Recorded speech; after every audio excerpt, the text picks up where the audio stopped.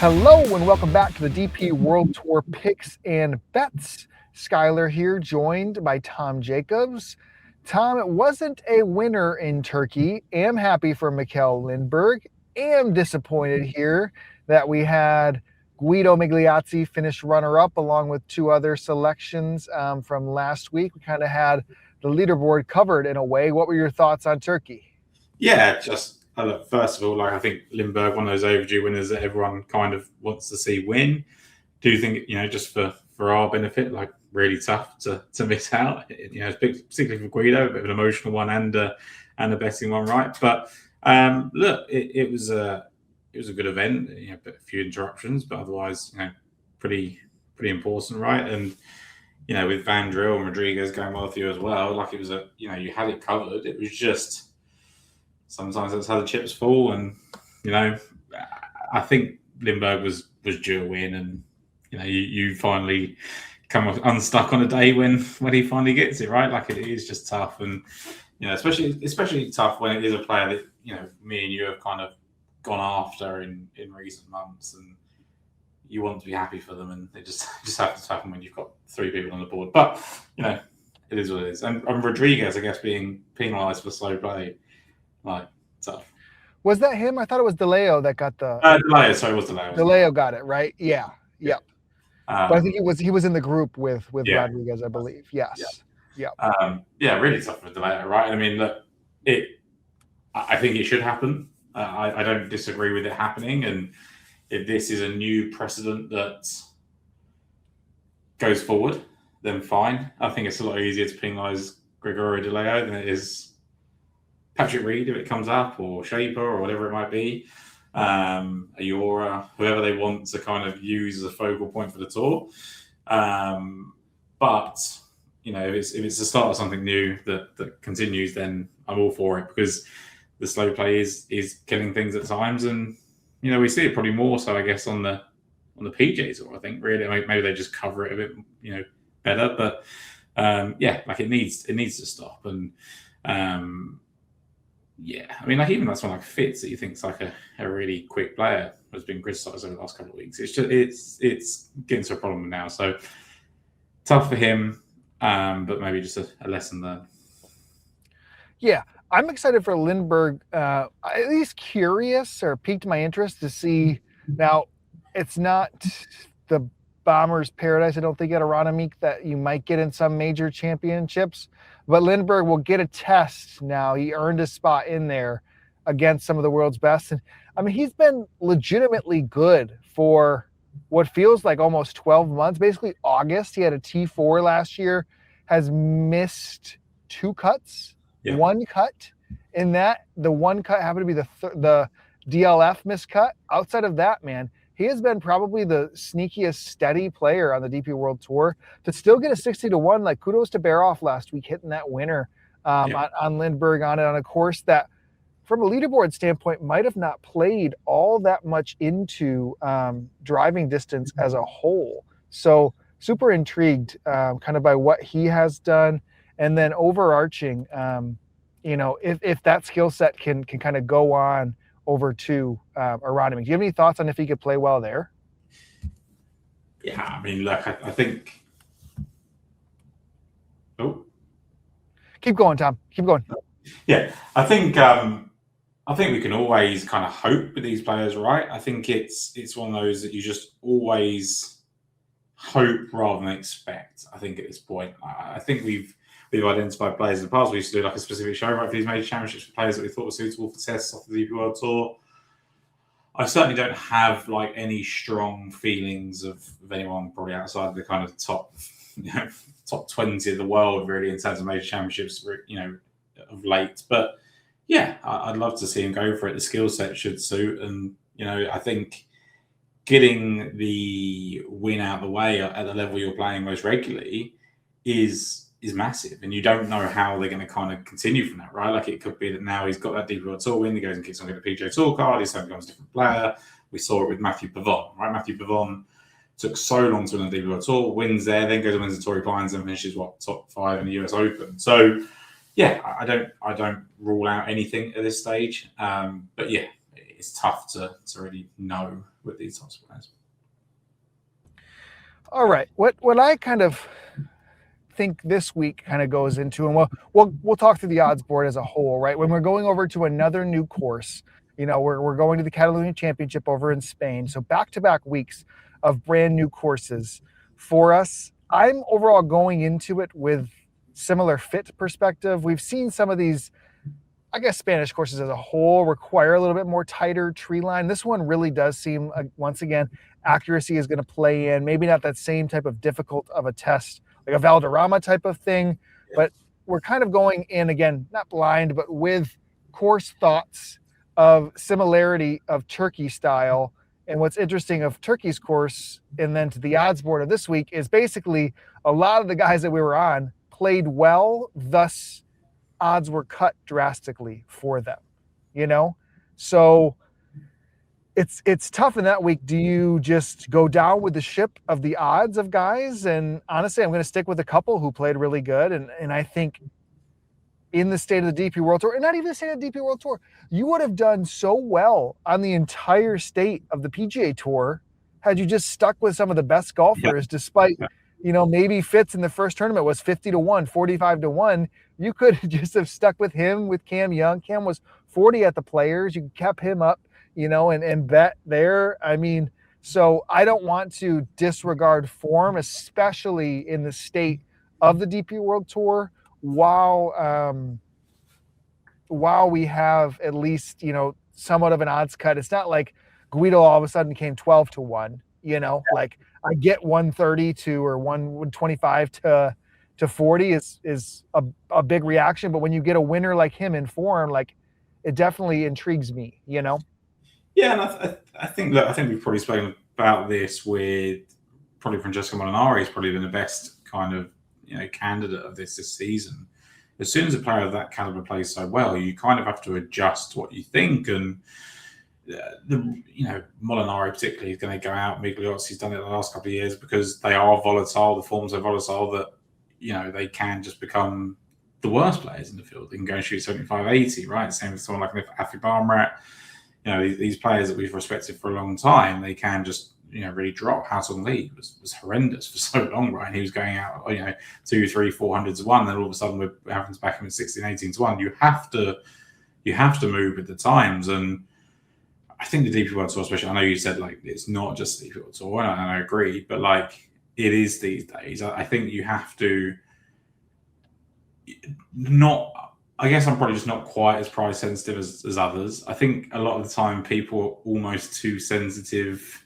Not about price. Like I think you have to understand what's value and what's not, and be able to plead your case. But I think so many people are almost like ashamed to back someone at 35-1 that was 80-1 last week or 100-1, whatever it might be. We're in a different world than we were a week ago, 2 weeks ago with some of these players, and you have to adjust for that. And whereas some people, don't change odds, like they don't go the other way, right? I mean, the 15, 16 ones that stay 15, 16 1. And people back them, and eventually they do win because they're that good. You're probably being a clear someone he will go and win at a short price. But I just think it as a whole. I think as a betting community, if you like, if you want to call it that, we worry so much. Like, I can't believe you're going in at him at 35-1, 40-1. He was 80-1 last week. What's happened? And it's like, well, it's now his third top 5 in a row. Like that's reset the thought process. So. I don't need to do that about any of my picks this week. I'm not really defending anyone, but it's. I think that's it's real though. You're exactly right. I mean, and that's kind of my fear of sitting there. Like, man, you did bet this guy 100 points longer a week ago, and yeah, it's more of perception. But you can still build a card. It's not like you're all of a sudden betting the same guys all short 40 under 40-1, and 8 of them are on your card now. Like, you could still make things happen and believe in that type of player. And I think one thing too that was interesting to note of maybe what I think of this golfer and maybe what I like retrospectively think a little bit about the state of the DP World Tour. And I saw a couple tweets on it. Like, what did you think of Alex Fitzpatrick last week? Now, 2 weeks in a row playing against PGA Tour's, standard at the Zurich Classic and doing well, really good at a signature event. Like, maybe there are some of these guys that haven't found the sustained level of success, but man, you might get him a little bit more comfier in settings, and now stress is off for him. I mean, that was unbelievable by him last week. Yeah, and look, I think about someone like a Ben Griffin or a JJ Spawn, right? They flip flop with prices so often. You go, okay, you've had 2 good weeks now. You're something on Ben Griffin at 33-1 this week, whatever it might be, and it's like, look, but like he's proven in a whole season that he can go and play so well, play well in majors, and Fitzpatrick, Alex, you have to bet him at who he is right now, and who he is right now is just one on the DP World Tour. He's then one on the PGA Tour, albeit in a pairs event with his brother, who's a superior player, and then finish top 6. Then we're going to be like, okay, well, what do we do with him now? Like, you can't suddenly just go, right, well, he's 80-1 now at Quail Hollow, and that's what you've got to do. You have to move with the time. So, yeah, and look, I think it was what's really important what you said about the number of selections, right? If you had 4 players last week and you backed them at 80-1, 125-1, 300-1, and 400-1, and suddenly you're backing them at all 4 of them again, but this time at 28s, 50s, whatever it might be, like half the price of the other 200 and 200, maybe it would question it. But to stick to one person you've backed, and I would argue that if you were on them at the kind of long number, you've seen something in them earlier on, you think that's something, because you wouldn't back someone at 100-1 without any expectation they're going to do anything, right? Like you don't just back them 100-1 and go, oh, well, they're just 100-1s, I'll give it a go. Even if you're backing them to finish in the places and give yourself an each way payout, you'll still expect them to finish inside the top 6. So you would then think, okay, well, they're going to finish in top 6 this week, they're going to be shorter price next week. You're already thinking ahead, right? I'm already thinking, okay, well, this is our chance to back Guido Migliozzi before he goes into 28-1 and 33-1, whatever it might be. So, yeah, I think you have to be smart, and you can't just back anyone at any price. They get bet down to a number you're not happy with. You don't do it, right? But yeah, I think we are really sensitive about it, and I think especially in DP Tour, you just got to take the guys that you believe in the most. Yep, perfect. Okay, so we'll just rip it from the top then of the odds board, and I'll go first. And I had. We talked about this golfer last week. Apparently, I'm wrong on the Myrtle Beach Classic invite for DP World or finishing top 10 in the Zurich. I'm surprised. Yeah. Or he opted out of it, which I also wouldn't be that shocked at 26th in the DP World Tour rankings. But Jacob Skov-Olsen, to come off of that, to then finish T4 in Turkey, insanely impressed with what he is. I think I've come up with my comparison, Tom, of the way that I think he plays golf. And I think to me, and this is just from a statistic, and you don't get the same eyeballs at the rounds that we had of early career Jordan Spieth, but the like variability of the way this guy is on a round by round basis is so wild to me. I mean, he's not great in any bucket at all, yet like finds a way to get it done via. Last week, he was positive off the tee and lost a bunch on approach, chipped in from everywhere, putted well. And then other weeks, we see the irons fire while he struggles with his putter, and then he doesn't sustain off the tee very much. And then last week, his accuracy was like number 1 in the field. I don't know. He just has such a round by round. And then I dug into the approach numbers, and what really stood out to me, despite losing as much as he did, like 80% of that loss was on Thursday, opening round. He was 3rd in the field in approach on Sunday. Yeah. So I just think he's a really talented golfer that gets the ball in the hole. That's basically what he finds a way to do. And not many, I feel like, have I would rather almost feel good about him at any style of a golf course to show up and figure out a way to get it done than a lot of golfers who, yes, he's old for like, and I guess I view him as like not long off as an amateur. He was an amateur 18 months ago, right? He's 26. Yeah. But not many people who come out of college have that type of game, You think about all these golfers that we've really seen, more of them are the ball speed demons of off the tee, and then can find it with the irons. And if you could put it all together, like a Jackson Koiven, of course, like it's incredible. But I think Skov-Olsen deserves a ton of respect. He's getting it in the market, he is. But I guess after Zurich and then doing what he did there, like I am really feeling confident that like he is settling in as one of the better players on this entire tour. So I'm totally okay with then taking on prices at 30-1 when I think he's as good as anybody in this field. Yeah, and I think it's an interesting one. Like maybe like he's got a little bit to go. Maybe to say he's, definitely as good as anyone in this field, but like I think he has the potential to, and I think the speed comparison is fair, right? Apart from like trying to compare to anyone's Jordan Spieth level, like you're just comparing his game, right? But the other thing with Scott Olsen, and you hit the nail on the head of like he's really hard to kind of nail down and predict, right? Of like what area he's going. It's not like okay, we know if his irons fire, we should be looking into him like a Bradbury or anything like that. We don't know that it's like okay, he's just really terrible with his putting, and at 1 week he's going to put it all together and he's going to win. He is unpredictable. You can't say well-rounded because he struggles in a lot of areas, but like he's quite, as you said, like average across the board.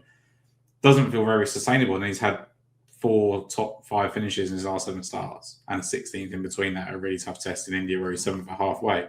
Okay, one of them being with a partner in the Zurich, but it is sustainable. The form's sustainable, no matter how he kind of gets it done. And if you were to just look at some of the best players on tour and their stats, I mean, like Patrick Reed, for example, was never I don't think a model-friendly player, right? Like he wasn't like this, he had, immaculate short game. But if you just looked at him from a, approach perspective, a lot of the time, it was like, not sure about Patrick Reed, and he would just find a way to get it done. So maybe like Patrick Reed's another one that you just think, okay, well, he's a grinder. That's why he's got to decent starts in the Open Championship when it's been really bad weather, and he's just got through the round and put himself on the leaderboard. So yeah, I think there's a lot to say about someone like that, and hard to know what his kind of ceiling is, because but as you said, we're now 18 months in, we don't really know. So like that's the only thing with him. I don't know yet, like what he is, and I don't know if he does. Like I don't know if he knows one part of his game that he can go right. This is what I'm good at, and this is what I'm going to really ride the coattails on. So it's both equal parts exciting and frustrating. We can't just kind of like find out where to target him in every course, but maybe he's just course proof, like you said. I think that's kind of what it is. I mean, perfect example was last summer. I bet him at the ISCO, thinking he could, be the guy that takes the advantage on the PGA Tour like that, and he misses the cut, and then he was the first round leader at the Open Championship. The next week, like he's got that in him. So okay, so that's my shortest guy. I'll go over to you for your next shortest. Yeah, so I've gone with Ewan Ferguson, and this is a player with 3 top 9 finishes the last 5 starts. He's got 2 top 9 finishes or top 10s in Spain as well. His 4th in Turkey was the best of the season. I just think when someone like Ferguson shows up, someone of his pedigree and ability shows up in this kind of form, and you said it like, okay, his odds haven't been quite dramatic. He's always kind of around this kind of price, but when they do come in, I think you kind of take note as opposed to kind of going the other way. And as I said, he's got 2 top 10s in Spain. He's finished 2nd at the Challenge de España on the Challenge Tour. He only got beat by one of the locals, Santiago Bentario, that week. Led the field in tee to green, ranked 3rd in approach last week. There's just lots to like about Ewan Ferguson, and I think for someone of his ability, like he isn't prolific. We can't call him prolific yet, but someone that has that ability to be prolific at this level. He won twice in 2022. Won again in 2024, lost in the playoff in 2025. So he has that ability to go and win every single year. I don't think that comes across too often on the DP World Tour, and that's why I think he's worth betting. So yeah, I really like Ewan Ferguson. I like what he's done at courses that you'd like for this type of test as well. And I think he can do it in a number of different ways. But where ball striking comes to the fore, I really like the Scotsman. Yeah. I mean, I do too. And this year is such a leap, and maybe this is the first year where we've kind of gotten him maybe healthy for a stretch. I mean, he fought with a few things, right? Vertigo, different odd stuff for Ferguson. So definitely a fan. We kind of precluded going here in the next spot, but I am just going to bet Guido. And I think the biggest question really is, to me was, did Guido get it done last week with smoke and mirrors, or did Guido come back to have the iron play of, basically 2024, if you even put him there? I mean, not like, back till, we haven't really seen the big pop since 19, his first year, but to 24, you kind of were able to see some things coming from that win, leading in with some big time irons. He did it in Sudal, and then, 1-2 weeks later after being solo second in China. So you just kind of get that run in for him of it. And so is that the start of this? I'm willing to see it out. Last week, Saturday, his irons were so good. So good. I think he missed like 4 putts inside of 10 feet. Had a ton of extra birdie looks that he could have taken advantage of. Left a couple putts short on Sunday, 18, I think, like right in the jaws, and then another one on the back 9 where, you would have needed both of those to get into a playoff. So, I don't think he lost it because of it. But overall, I just think of what we know of Guido, if we are seeing him turn a corner, and the irons the week before were 20th, without the laser data. So, give or take what it is. But so now we see him with, sustained like real numbers there.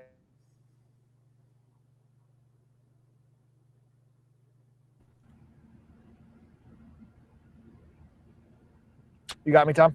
Yeah, I lost you at sustained real numbers.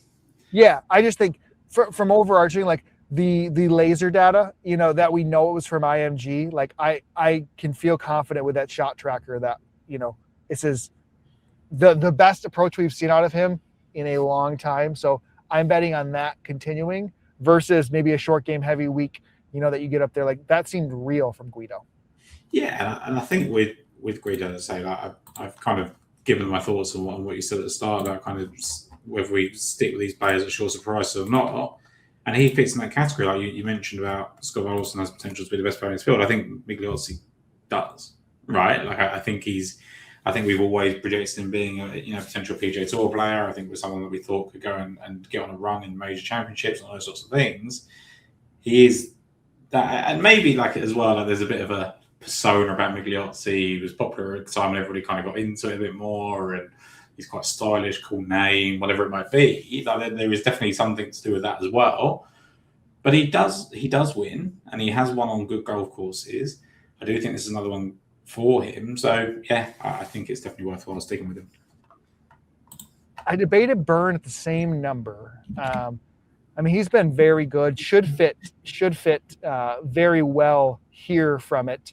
But we ultimately landed on the same, you and I golfer here in the next range. So I'll let you go on why we're in on Kusad. Yeah, Ugo Kusad. I think we kind of talk about him quite a lot as someone that's shown plenty in a short period of time, I would say. And one of the things was him, having that really good second in Qatar, I think it was, and we were like massively impressed, weren't we, as he was chasing down Hoshino there, who we were on, and he's just been solid of late, and I think that can be easily overlooked if you've just got tunnel vision on a certain bunch of guys, because this guy's got 3 top 9 finishes in his last 7 starts. He's been 17th, 3rd, and 9th in his most of 3 recent 3 starts. 3rd in India, 9th last week. The irons have just been really solid. I think they could be better, but he had 4th on second to last start in approach. So hard to get much more upside than that. Tees Green going 19th, 3rd, and 9th overall in those 3 starts as well. I just think really showing signs. And if we are right about him and think there's more to come from him, do think he can go on and win. He's already got a top 5 in Spain at the Open de España last year. Nearly won a match play event in Spain on the Challenge Tour as well. So I think Ugo Kusad can make a real big difference. And yeah, I just thought the number was quite good for someone that had that sustained run of form. Like we're talking about like Olesen and Guido there showing signs of life of late. Like he is certainly doing that as well. And maybe it's just that he's not won before and not got that kind of flashy profile, that he doesn't kind of get the recognition he maybe deserves. And I thought the 50 to 1 was more than fair. Honestly, that's kind of what I summed it up as, was like, you just look at the form stat stuff, like overarching, like, man, no reason why this guy wasn't 30 to 1. And I expect to pull up the odds board, are like, okay, he's probably one of the top 3-5 favorites, to get the 50s, thought was generous. So without a doubt, in on Ugo. And then the one I guess I don't want to say speculative on, because, we've been long-term bullish and maybe getting a little bit more of a price bump out because of his erraticness. But I've always been, a sucker for seeing life out of Dan Bradbury and going back, immediate next week, especially when you can get it when it's a little bit under the radar. I guess I say this because it's 18 holes, but I always at least find myself looking into golfers who missed the cut yet were like electric in one of their 2 rounds. So to go 78-68, to miss it on the nose, 4 under par Friday, second best round of the day, I was like, man, okay, Bradbury, like there was something in that. And then, the other part about him is I think he should fit a course like this really well. He has just gotten such a sustained accuracy in him that he is getting himself so far out of trouble. I love that. I know the irons can pop. Thursday's irons were horrific. Obviously, they can show up. He won 4 starts ago in Joburg. He has 2 other top 5s on the season where the irons were ridiculous. Like, that is in Bradbury's bag. So to see it, it's not even, I think he had a little bit more short game on Friday. Like his irons were above field average, but, didn't lead him. But I think that type of course comp for him is who I thought of last week. So to get a little bit of a discount there. And you did mention, like, to me kind of pre-show, like Guido's form in Spain hasn't been the best. Something a little bit interesting. I think of Spain, and I think of Dan Bradbury playing really well in his career. Actually, that first start prior to ever getting on him was as an amateur. I think he finished 13th here, not here, but in this event. I think it was, Andalusia Masters. As an amateur, he finished 13th in 23 and then had won that, or no, he finished 13th in back-to-back years at the Open de España, the one that Rahm had won in 22, and then won, his debut event. So he has lit up Spain in his career. So maybe a little bit of comfort there for him. Price isn't like they forgot about him. I believe it was 48-1 as we started here. Yep, 48. So, just intrigued enough that they, at least from a profile standpoint, should be there. And had you gotten another top 20 on him in the season, I think he's, in the 30s there with it. So I'm just a sucker for Bradbury with a little sneaky form in him. Yeah, look, you summed it up really nicely when you mentioned his name. Like the location form is something I'm really keen on. And as you said, 6th and 13th in the Open de España, and I think 13th and 20th, in Andalusia, and another 30th in the Open de España as well. So it's just really consistent. Like, I don't think he's ever missed a cut in the Open de España. He plays really well at Valderrama. Again, like some of them are, Valderrama is just kind of its own test, right? Like, it's really hard to kind of comp, but generally people play well across these Spanish courses. And I just think there's so much for it. And, Miguel obviously has played well in Spain, I'm pretty sure. But like, it was just notable to me that he hasn't done it in recent years. Whereas Bradbury, completely opposite, as you said. So a player of his caliber to have already won and have 2 top 5s this season, knowing that he's already a winner before that, and to be 50-12 when he's kind of got 10 shots better on the Friday last time he played, really eye-catching. So I do get it, for sure.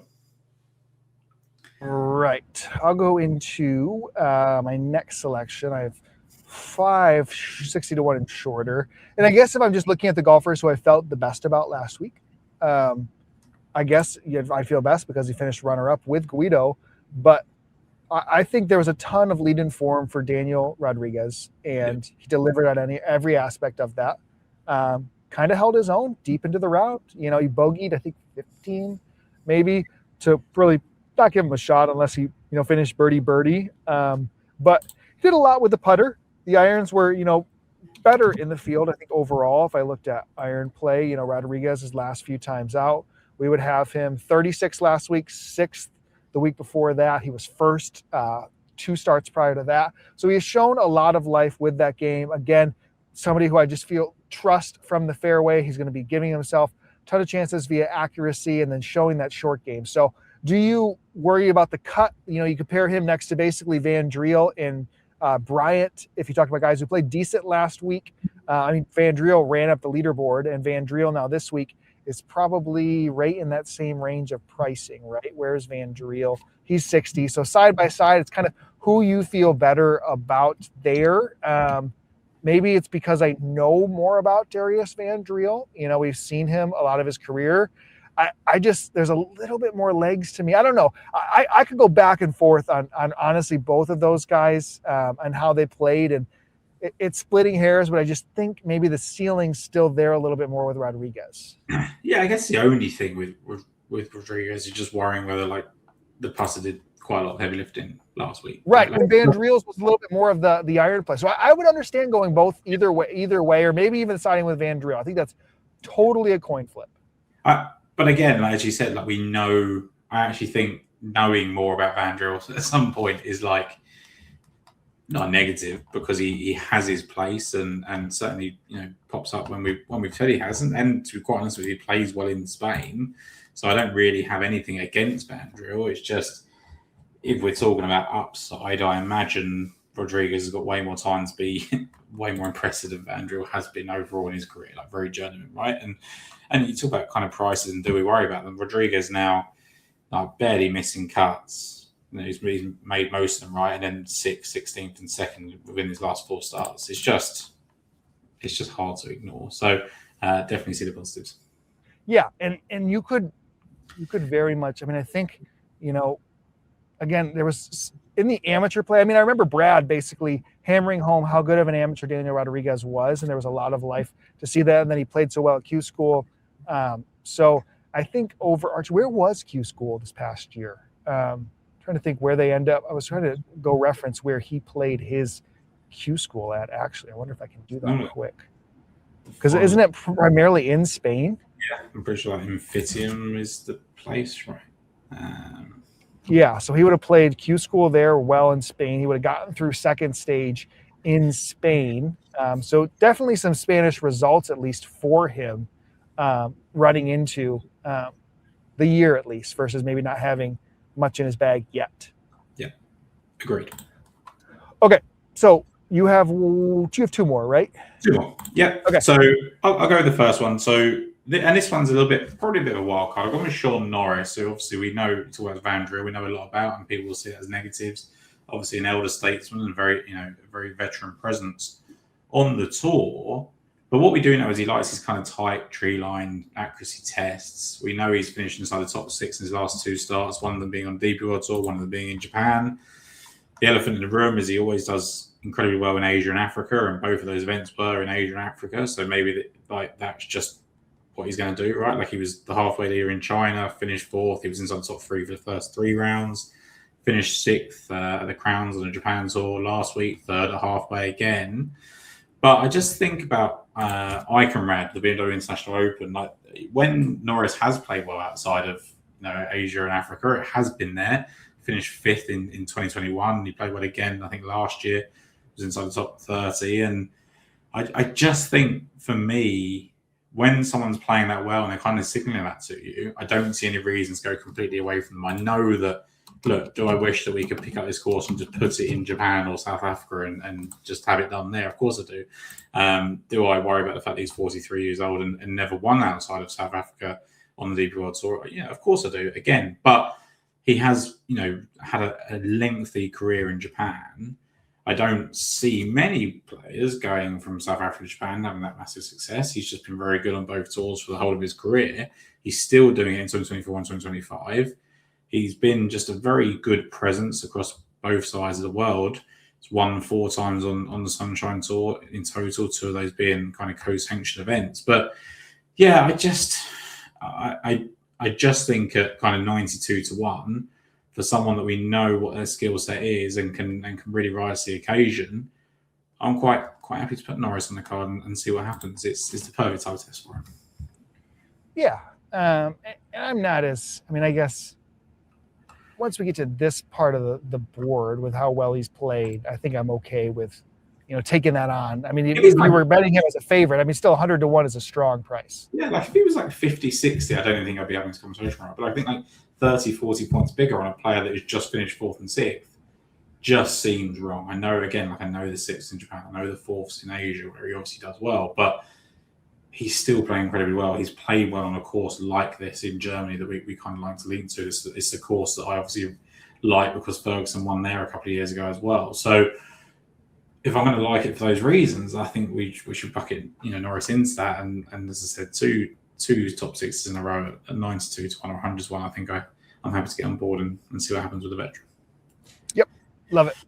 Okay, we each have one more selection, so I'll give a shout out to our audio listeners. You can find us on Daily Fantasy Sports, Picks and Bets, The Mix. It is back up on the feeds. We were able to get that all worked out, so super thankful for, all the love that we get. Again, schedule. So we are going to be having a little bit of a break here based off of personal schedules, DP World Tour schedules. So I'm going to be on the road for a little bit of time here, basically from PGA Championship almost to the Open Championship. May does not have any DP World Tour events until the end. We'll be already kind of out on the split from the Soudal until probably right around that Scottish Open week. So I know it's tough, as we've had a continued podcast, especially here in the States. There's not a ton of consistent DP World Tour. So definitely, apologize for that, just from a personal standpoint. Tom's getting to travel. He's coming over the States here too, which will be fun for him. So again, you can find us on Twitter at SkyHookDFS. You can find Tom at TomJacobs93. Please reach out. If I'm not in on the week, I'll reference over who I'm, trusting from a pick selections. Hopefully I'm able to keep up from the betting standpoint too. Tom is writing up DP World Tour, has a show with Bradley Todd each week, Lost for Words. So absolutely we'll be still in the weeds of things, just from a consistent show basis. It'll be later in the year when we'll be back. So just want to at least hit on that, but please feel free to reach out to us anytime too. Yeah, agreed. Okay, so let's go. I'm longer than you, I believe, so you up next. Yeah, so I always reference this when I write these sort of things, but one swallow doesn't make a summer, and maybe we shouldn't dive in on players too quickly, but I can't help but put Fabrizio Zanotti on side. This is probably a career underachiever. He's, an excellent ball striker on his day, and someone that probably hasn't got over the line as much as he should, but finished 18th last week at the Turkish Airlines Open. He was 15th going into Sunday, and that was after opening with a 75 and sitting 120th in round one. With just that in mind, the improved ball striking, obviously, to get him to the weekend, he was 27th, I think, on approach, and just an unbelievable record in Spain. I just felt not compelled, because I don't think you need to be compelled about 250 to 1, but I think just relatively pleased with the number.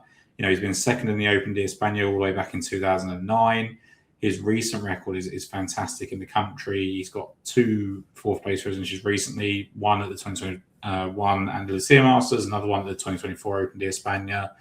Just really loves playing this part of the world. Makes sense, obviously, being Paraguayan, that he's going to have that kind of Spanish link, right? And I just think, for me, when a player shows that, we talked about this probably recently with kind of Afi Barnrat and other players, that when they get to the kind of countries that they enjoy playing in, off the back of something, even if it's just a little bit of flash of light, I think we should stand up and take notice. And he's 42 years of age, but we're talking about players like Bernd Wiesberger comes to the fore, and of course Bernd Wiesberger is, at least twice the player as Zanotti is, if not more, based on his kind of career wins and playing in a Ryder Cup, etc. But of that stature, and these players kind of making a bit of a comeback and a bit of a run, I thought Zanotti was someone with his ball striking prowess, with his kind of Spanish form that I wanted to take on this week. So, yeah, 251 Fabrizio Zanotti.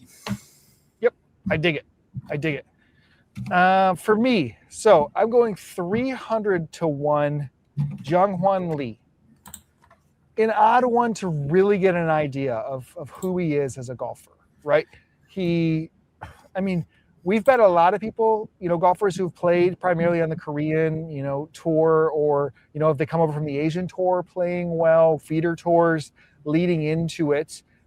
He's been the one that picked off the win, right? He won the Genesis Championship at the end of last year, and then carried that over to the DP World Tour card. And honestly, he just basically got priced for the longest time as just almost not even really being in the field, insane odds at times. Picked up a top 25 at the Nedbank Golf Challenge with a really good ball striking that week. I remember betting him, I think, at the Alfred Dunhill the following week. Did not play that well. Caught my eye at the Hero Indian Open. Again, the stats, I think, were caddy stats that seemed incorrect that week, but he was lapping the field in approach that couldn't have been a realistic number. But then, when he looked at it, he did pop over the Korean Tour, was not good. And then he played last week on the Asian Tour, which he finished T14, which, again, probably maybe a little bit of meat on the bones, but we do actually get real stats out of them, where he led the field in greens and regulation. He was 4th in accuracy. We've seen him more accurate than not in his better starts here. So for basically the way he looked to be pretty dominant in that start from him, at least caught my eye from a standpoint of, do we have somebody who was a recent winner on the tour, should benefit more from this style of a course? Off the tee has not really been his suit. So if he can be accurate, use those irons to play. He has spiked in the putter multiple times, did so to get that win. Kind of what I'm risking here overall from the standpoint at 300 to 1. At least had me on my radar from the Indian Open, where even the funky numbers could have been weird. He was top 25 at DLF, which I think on debut has to be pretty decent for him. And then that start last week at least caught my eye enough for 300 to 1 to round out the card. Yeah, absolutely understand it. I don't know too much about him other than what you just told me. So, but based on the fact that you get those kind of stats and a little bit more information on there, the fact that he's kind of up and coming, I do think it's a tough one, right? Like, I think that the start of this podcast was a conversation about, do we bet players that are going into shorter odds? And I said yes, and the reason being is I think like there's a limited pool of people that can win and that they deserve to be shortened. But there is always going to be that open opportunity for someone that is long odds, and they're going to have to be these kind of relatively unknowns, right? Like in the wider spectrum of golf, because otherwise, you're not going to get even out of form players at 4-5 these days because of the depth in the field and things like that. So, if there's any positives, I think we go in and I like what you said. So, sounds good to me. Yeah, the ones that I felt that I left off the card. I mean, a lot of the younger Spanish guys are members here. We bet Quimbadal last week, who kind of started decent and then faded over the weekend. Areno, Moscatel, Beneto, Baroff all said are confirmed members at the course here. So could have gone with some of those legs. I think the ones that, at least for me, sticking with Van Driel and Vidal would have been the two. Pretty intrigued at. But at some point, if you are betting the decreasing odds of guys, you can't bet them all. So let's review our betting cards. Unless you had anyone else you wanted to talk on, Tom. No, the only person I talk about people that you left off. I looked long and hard at Jeff Windsor just because of the Spanish form. He won in Mallorca. He's got a couple of top 5s, top 6s since then. Loves this part of the world for whatever reason. Don't know why Danish people love Spain, but apparently he does. I looked at him. He's just impressed a little bit in sort of recent weeks. Still nothing quite like that eye-catching. It's still kind of very limited, but enough to kind of stand up and take notice. In the end, went in a different direction. Mainly Zanotti, but he was of interest. Perfect. All right, if you can review it for us.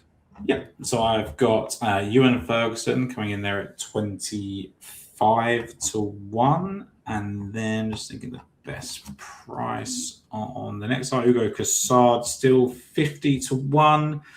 Sean Norris 92 to 1, although you said you saw 100, and then Fabrizio Zanotti there at 250 to 1.